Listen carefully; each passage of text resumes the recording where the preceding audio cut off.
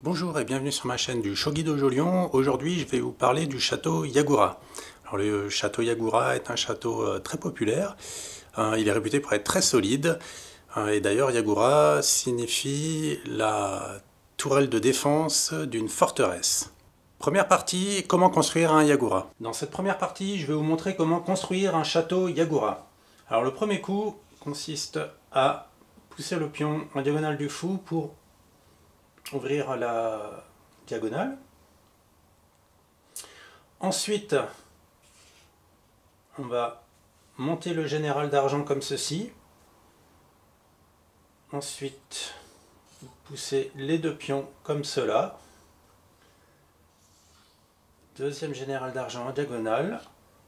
Ensuite, général d'or et le deuxième général d'or qui vient protéger le pion ici et le fou, très important. Dans cette position, on a le château du crabe. Le roi peut se déplacer d'une case. Ensuite, le général d'or monte protéger les trois pions.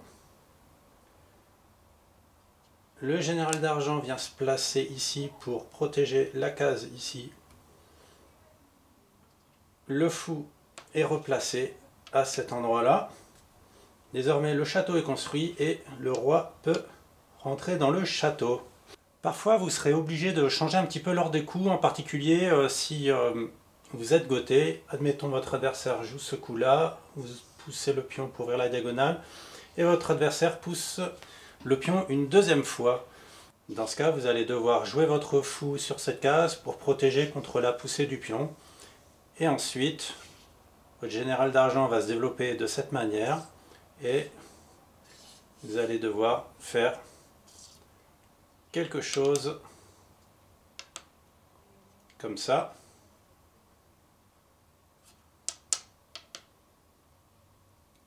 Voilà, au final vous arrivez au même résultat, mais le général d'argent, au lieu de passer par ces cases-là, il est passé par là, et le fou, au lieu de passer par en bas, il est d'abord monté pour se repositionner ici. Deuxième partie, à quoi sert un Yagura?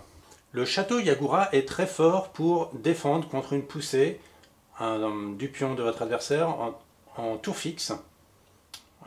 Par exemple, cette poussée du pion soutenue par la tour derrière, le fou qui vient également attaquer cette case et le général d'argent qui, avec cette poussée-là, pourrait venir également attaquer cette case.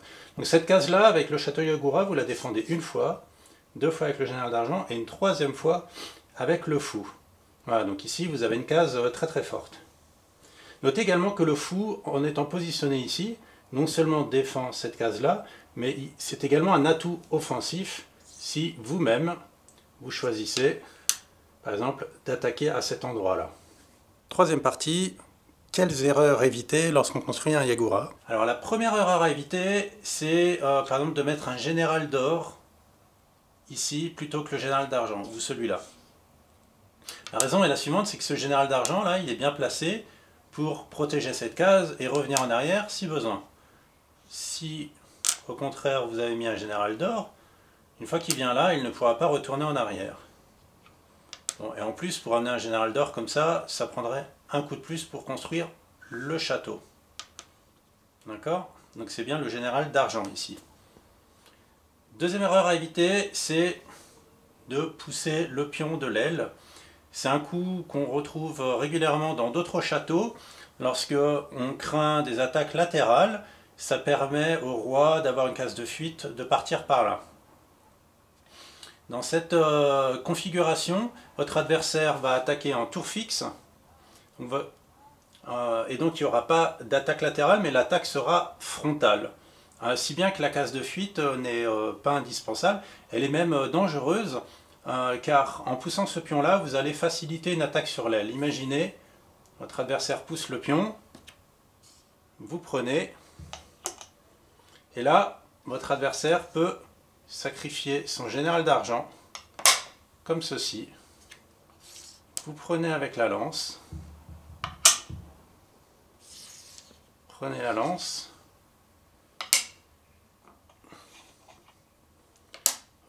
vous essayez de défendre avec un pion, mais ce sera insuffisant.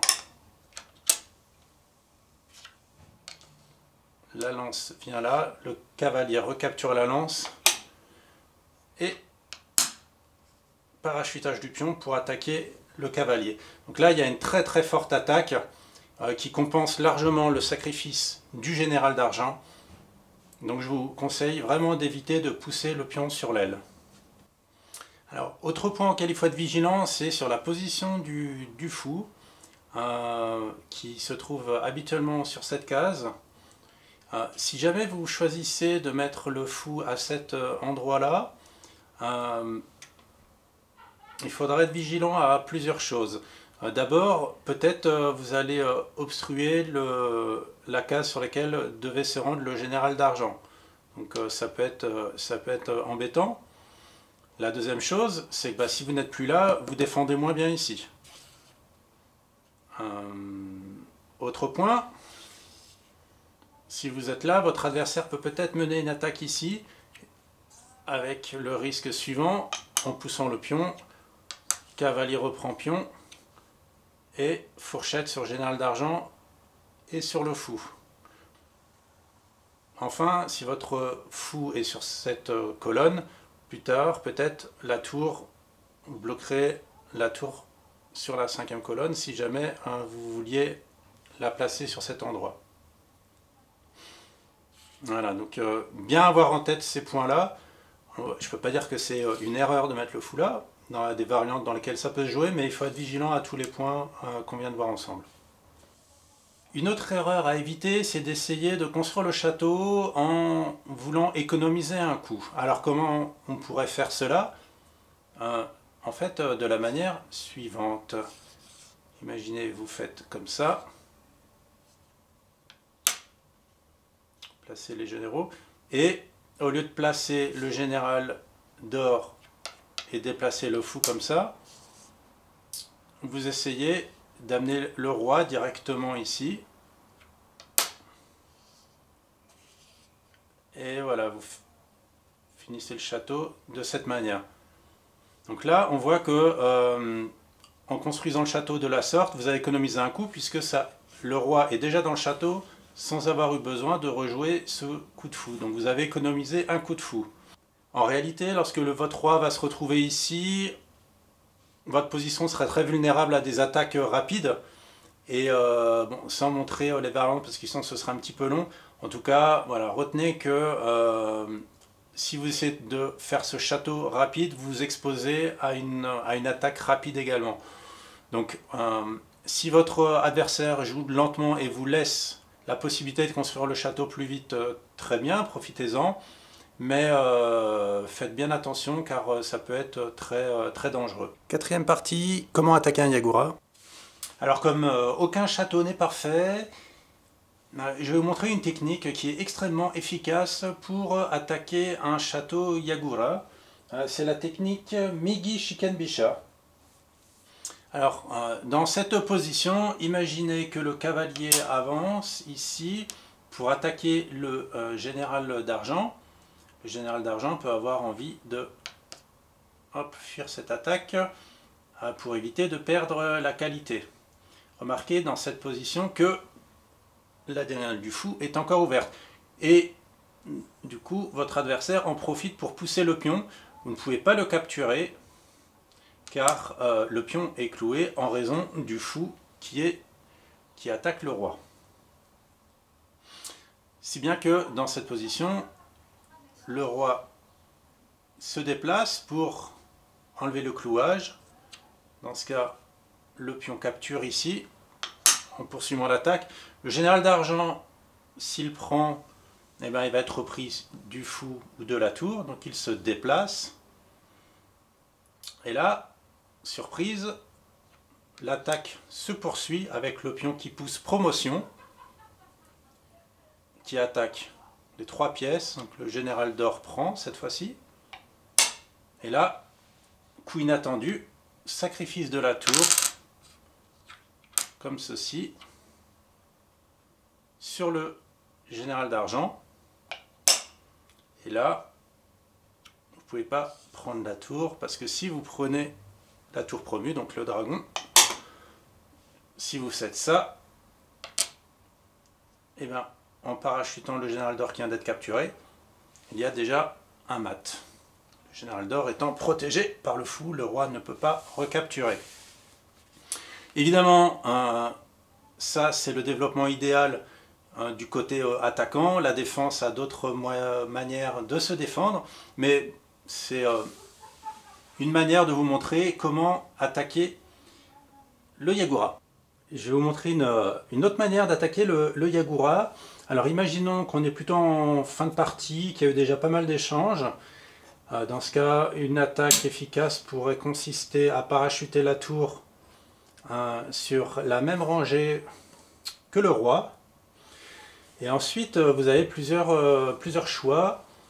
L'idée, ça va être d'attaquer ce général d'or ici, qui est le principal défenseur. Alors, il peut être attaqué par exemple avec un général d'argent comme ceci.